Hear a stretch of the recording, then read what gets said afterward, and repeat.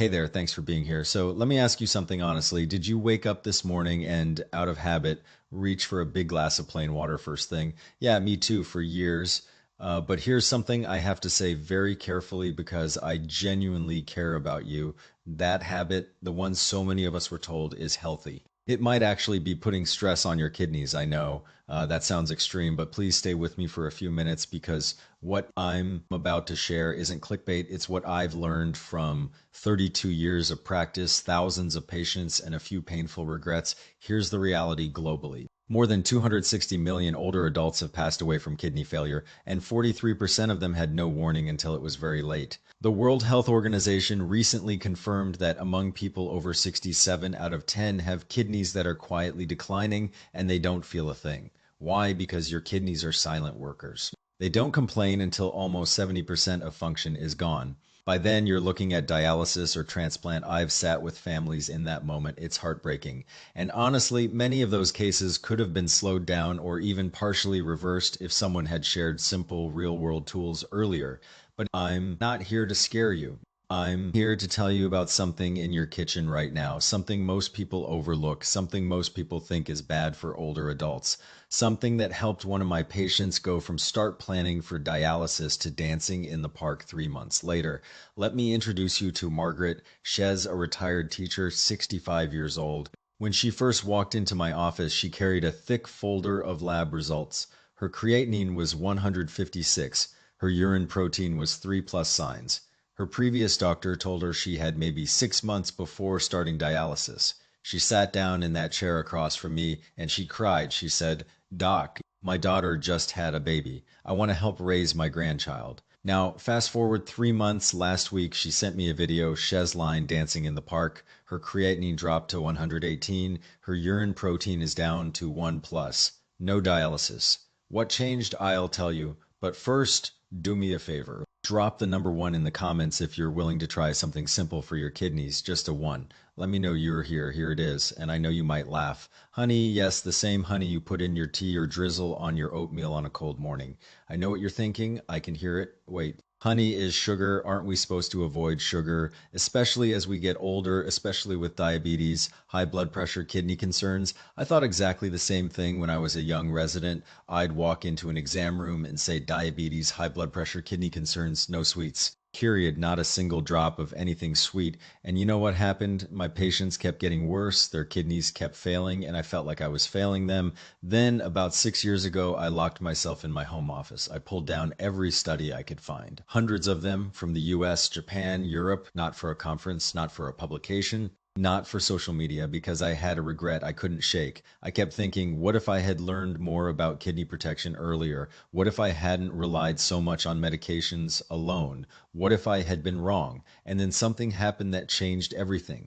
One summer, I went back to a small rural town where I used to work. I went to visit an old patient. I pushed open the gate to his yard, and there he was, chopping wood. I thought it was his son. No question in my mind, but no, it was him. Mr. Liu, 90 years old, 10 years older than when I last saw him, and he was still farming, still strong, still swinging that axe like a man half his age. I ran some quick tests right there in his kitchen. His kidney function was better than most 50-year-olds. I'm not exaggerating. I've seen the labs of thousands of patients. His were genuinely impressive. I said, "Mr. Liu, what's your secret? Please tell me." He laughed and said, "Secret? I don't have a secret. I just drink a little honey water every day. Been doing it for decades." That was my light bulb moment. That was the moment I went home and started researching honey like my life depended on it, because for my patients it did. A few years later, I attended an international kidney conference. A professor from Stanford presented a 5-year study, and I want you to hear these numbers carefully. They followed 3,247 adults over the age of 60 from 17 different countries. 17 countries, 5 years. Here's what stunned the room: the group that ate 10 to 15 grams of raw honey daily. That's about 1 to 1.5 tablespoons had 23% better kidney filtration rate, 31% less protein leaking into their urine, 41% slower progression of chronic kidney disease. And here's the surprising part that nobody expected: the older the person, the better the results. I remember sitting in that conference hall thinking, how is that possible? Isn't honey just another form of sugar? So I went back and dug into the biochemistry, and that's when I understood white sugar comes from sugar cane or sugar beets. It goes through factory processing, bleached, refined. Stripped of anything natural by the time it gets to your table, it's just empty calories. When you eat white sugar, your blood sugar spikes like a firework. Boom, then it crashes, and the waste left behind, it sticks to your blood vessels like rust on an old pipe. That rust damages your kidney filters over time. Honey is completely different. Honey is made by bees from millions of flowers. The bees collect nectar, bring it back to the hive, and then something amazing happens. They add enzymes, they let it age, they concentrate it. So honey isn't just sugar. It contains over 180 active enzymes, more than 20 amino acids, around 30 minerals, plus flavonoids and polyphenols, which are powerful plant compounds that reduce inflammation.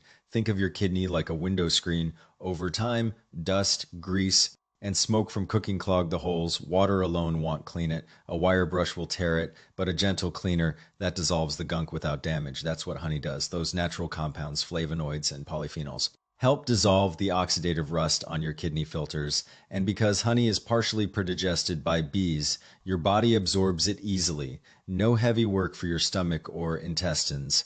Within a couple hours, it reaches your kidneys as clean, usable energy. Here's something even cooler. Something that surprised me when I first learned it. Honey contains an enzyme called glucose oxidase. When that enzyme interacts with your body fluids, it releases a tiny, tiny amount of hydrogen peroxide. Now, I know that sounds scary, hydrogen peroxide. Really, but here's the key. The amount is so small it doesn't hurt your cells, but it's enough to fight bacteria like E. coli in your urinary tract. Think of it as a 24/7 invisible guard for your bladder and kidneys. It helps prevent bacteria from climbing up from your bladder into your kidneys. And unlike antibiotics, bacteria don't become resistant to honey easily. The World Health Organization actually published a report in The Lancet, one of the most respected medical journals in the world, saying that natural honey's antibacterial effect works against some resistant strains better than certain prescription antibiotics. So no, honey is not just sugar, it cleans your kidney filters, it fuels your kidney cells, and it helps protect against urinary tract infections that can damage kidneys.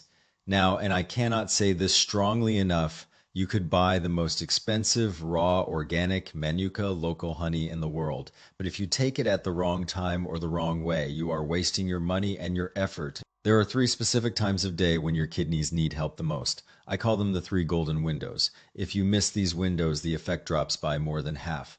I've seen it in my patients, so please take a mental note or grab a pen. First thing in the morning before you eat anything on an empty stomach. Why? You just slept for 7 or 8 hours. You haven't had any water, you're mildly dehydrated, your blood is slightly thicker, your kidneys are working harder to filter that thicker blood. Now, don't chug a big glass of ice water. I see people do this, they think it's healthy, but cold water can shock the system. It causes blood vessels to constrict. That actually reduces blood flow to your kidneys. Here's what to do instead. Take a cup of warm water, about 104 degrees Fahrenheit. That's warm to the touch, like bath water. Not hot, not boiling, just warm. Add 1 tablespoon of honey. That's about 10 grams. A regular spoon from your silverware drawer, stir it, then sip it slowly, don't gulp. Sip it over 5 to 10 minutes within 1 week. My patients tell me their first morning urine is clearer, less foam, less bubbles, and that dry, sticky, yucky feeling in their mouth in the morning gone. Second window, 3 to 4 in the afternoon. This is when most of us hit that wall. You're tired, you can't focus, your eyes feel heavy, and most people reach for coffee, a soda, an energy drink, or a cookie from the break room. Here's the problem. Caffeine is a diuretic. That means it forces your kidneys to push out water. If you're already a little dehydrated from working all day, you're making things worse, and the sugar in cookies or lattes makes your blood stickier, which means your kidneys have to work harder. Instead, try this warm water, same 104 degrees, 1 spoon of honey, and a squeeze of fresh lemon. Half a lemon is great, even a quarter is fine. Sip it slowly over 15 minutes. 15 minutes later, your energy comes back, not from caffeine, not from a sugar crash, from steady hydration and natural fuel. Your kidneys get gentle hydration. And the lemon citrate from lemons helps keep your urine from becoming too acidic or too alkaline.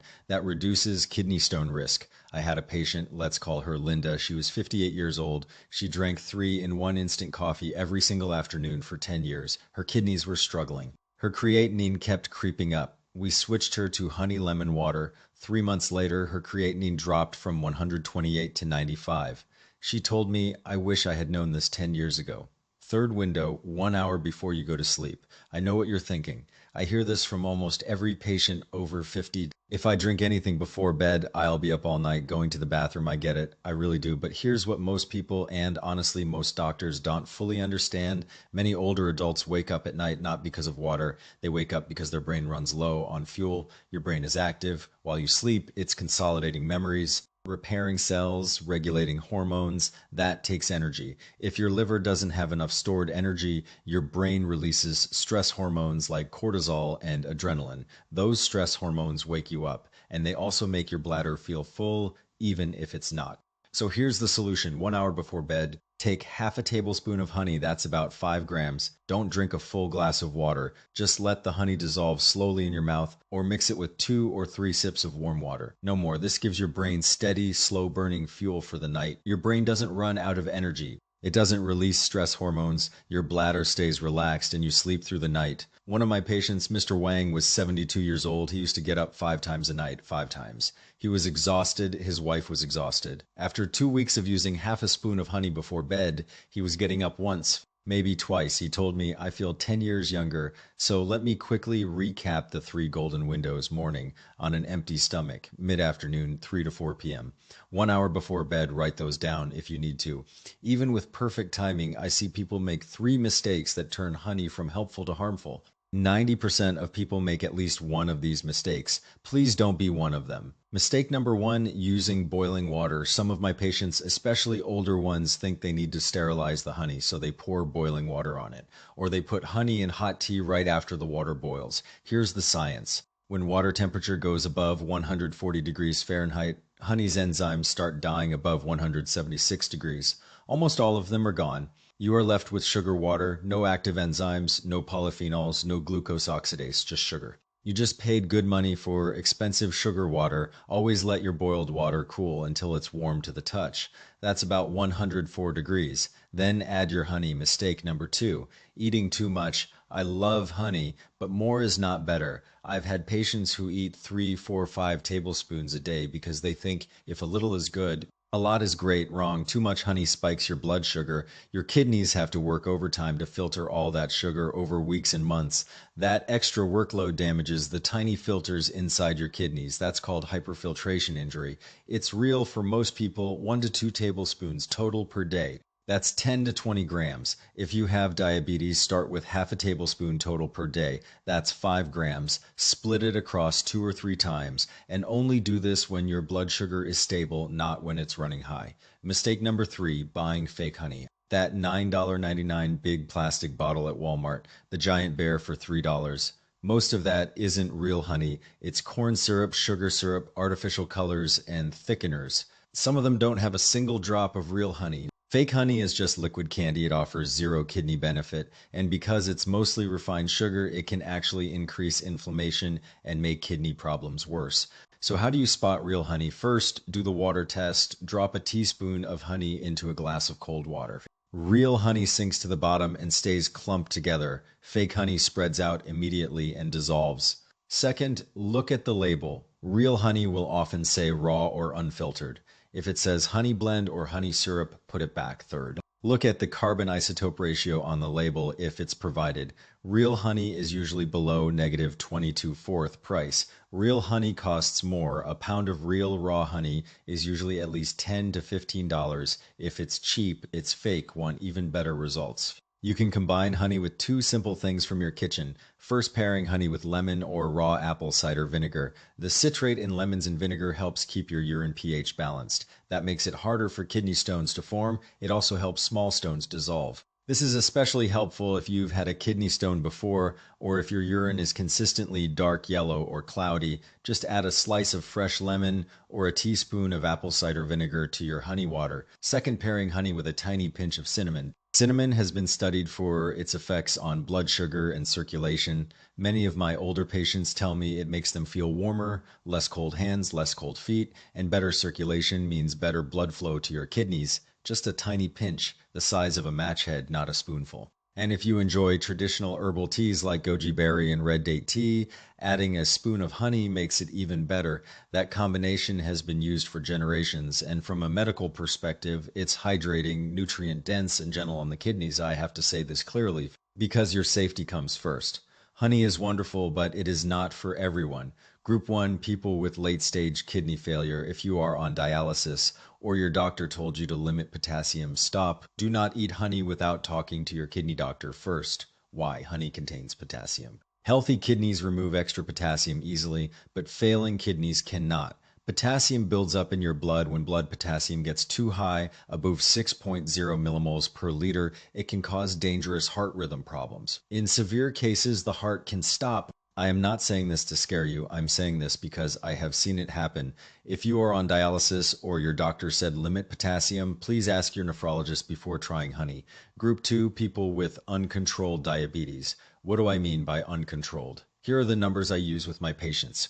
ASI above 7.5%, fasting glucose often above 180 milligrams per deciliter, after meal glucose often above 250. If that sounds like you, honey is not safe right now. High blood sugar is like soaking your kidneys in sugar water. It makes the blood vessels stiff and brittle. Adding honey on top of that is like pouring gasoline on a fire. Wait until your blood sugar is stable.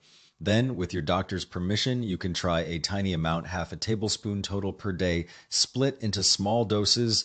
Group 3, babies under 1 year old. This one is not for you, it's for your children or grandchildren. Please do not give honey to any infant under 12 months. Natural honey can contain botulism spores. An adult stomach acid kills those spores easily, but a baby's stomach does not produce enough acid. The spores can grow in the baby's intestines and produce a toxin that causes muscle paralysis and breathing problems. It is rare, but it is serious. No honey for babies under 1, not in their bottle, not on a pacifier, not in homemade teething remedies, zero honey. So to recap, dialysis patients, uncontrolled diabetes, and babies under 1. Everyone else can safely enjoy honey in moderation. Let me tell you the rest of Margaret's story because I think it will give you hope. When she came to me, she had already tried so many things, herbal supplements from the health food store, expensive programs she saw on TV, even some detox tea she bought online. Nothing helped. She was swollen, she was exhausted, she was scared. I sat down with her and said, Margaret, let's try something boring, something simple. No expensive products, no miracle cures, just food from your kitchen. Here is the exact plan we used. Week 1. Every morning, warm honey water at 104 degrees, 1 tablespoon. Every afternoon at 3 p.m., honey lemon water. Every evening at 9:30, half tablespoon of honey dissolved slowly in her mouth.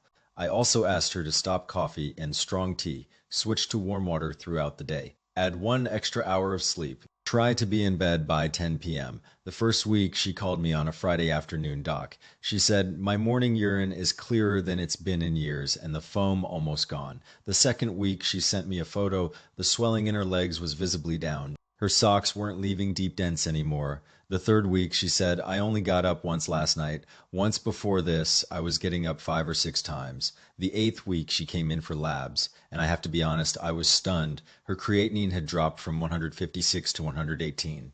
Her urine protein went from 3 plus signs down to 1 plus sign. Her kidney filtration rate, her GFR, went from 42 up to 63. Her blood potassium went from 5.3 down to 4.7, which is perfectly normal. She sat in my office and cried, but this time they were happy tears. She said, I get to see my grandchild grow up. That is not a miracle. That is not magic. That is just using the right tool the right way consistently for 8 weeks. And 1 year later, she is still dancing in the park.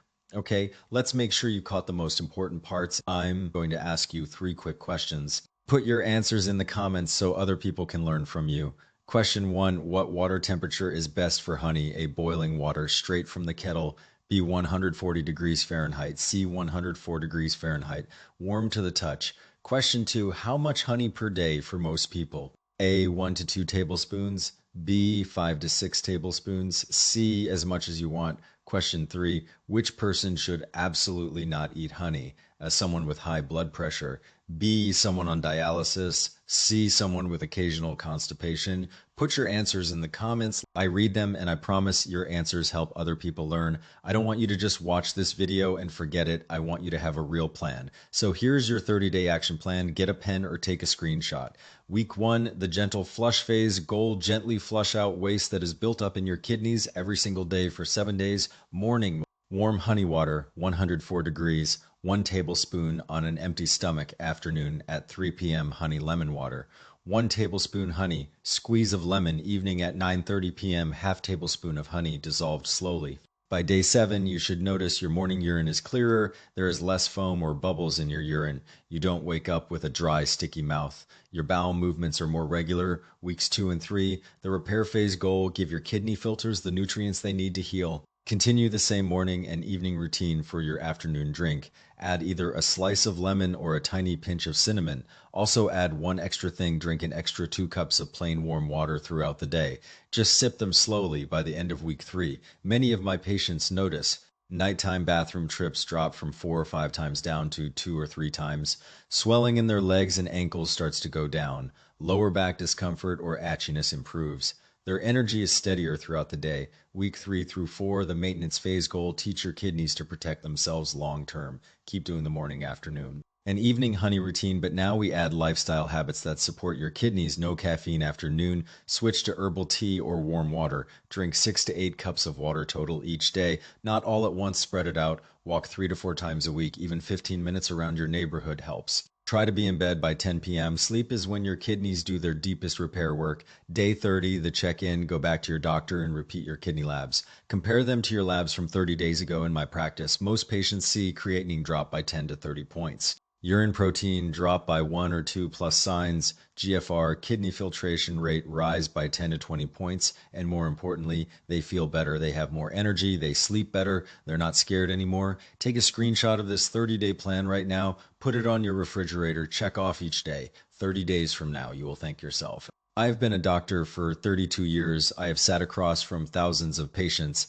and I have sat across from too many patients who said the same 4 words, I wish I had known. Some of them are no longer here, and that still hurts. If your kidneys are not yet failed, if you are not yet on dialysis, there is hope, real hope, not fake hope. Not by my supplement hope, hope based on real patients, real labs, and real science. Please do not wait until you are in a dialysis chair 3 times a week, 4 hours each time, watching your life go by. That is not the future I want for you. You don't need an expensive supplement. You don't need a complicated meal plan. You don't need to travel to another country. You just need to start today with one small, honest choice. If this video helped you, if you learned something new, or if you feel a little more hope than you did 10 minutes ago, please do 3 things for me. First, hit the like button. It sounds small, but it helps other people find this video. Your one like might help someone you love. Second, share this video with 3 people you care about, your parents, your neighbor, your coworker who's always tired, your aunt who's been struggling with swelling in her legs. Seriously, you might change someone's life. Third, drop a comment. Tell me how old you are.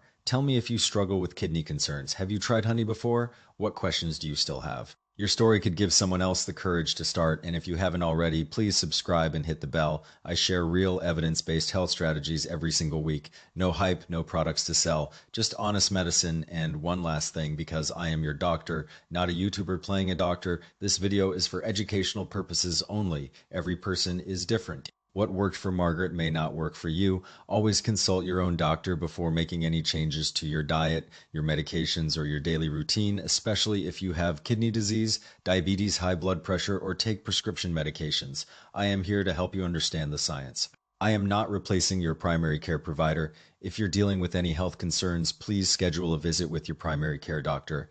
I'm here to help you understand the science, not replace professional medical advice. Health is not something you wait for. It is something you build, own, small, honest, consistent choice at a time. You have the power to improve your health, not because I said so, because your body wants to heal. You just have to give it the right tools. Let's walk this road together slowly, steadily, with kindness. See you in the next video.